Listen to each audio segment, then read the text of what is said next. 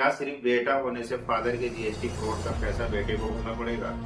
60 लाख रुपए का GST fraud का एक नोटिस आ गया। तो समझते हैं एक छोटी सी स्टोरी से। तो अमन के फादर एक प्रोप्राइटर फर्म चला रहे थे, जिसकी वो जीएसटी फाइलिंग भी खुद ही करते थे।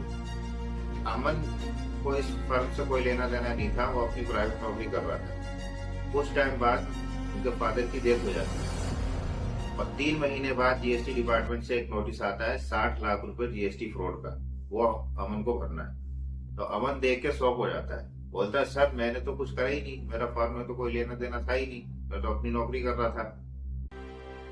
तो समझते हैं कि जीएसटी लॉ इस पे क्या कहता है। तो अभी तक आपने चैनल को सब्सक्राइब नहीं करा तो सब्सक्राइब कर लेना और वीडियो को ज्यादा से ज्यादा शेयर कर देना और बेल आइकन को भी दबा देना। जीएसटी लॉ का सेक्शन 93 सीजीएसटी एक्ट ये कहता है कि अगर प्रोप्राइटर की डेथ हो जाती है तो लीगल हेयर सिर्फ उतनी ही वैल्यू के लिए लायबल होगा जितनी प्रॉपर्टी या बिजनेस उसके फादर से उसको इनहेरिट हुई।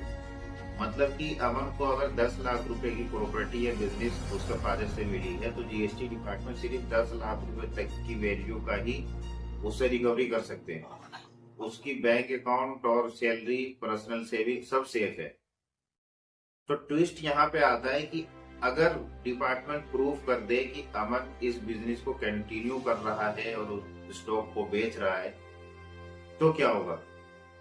तो फिर लगेगा सेक्शन 74 सीजीएसटी एक्ट। इसमें 100% टैक्स, पेनल्टी प्लस इंटरेस्ट सब अमन से चार्ज करा जाएगा और प्रोसिक्यूशन भी हो सकता है। तो इसलिए याद रखिए, जीएसटी में बेटा अपने आप ही लायबल नहीं होता, जीएसटी प्रूफ देखता है, रिलेशन नहीं।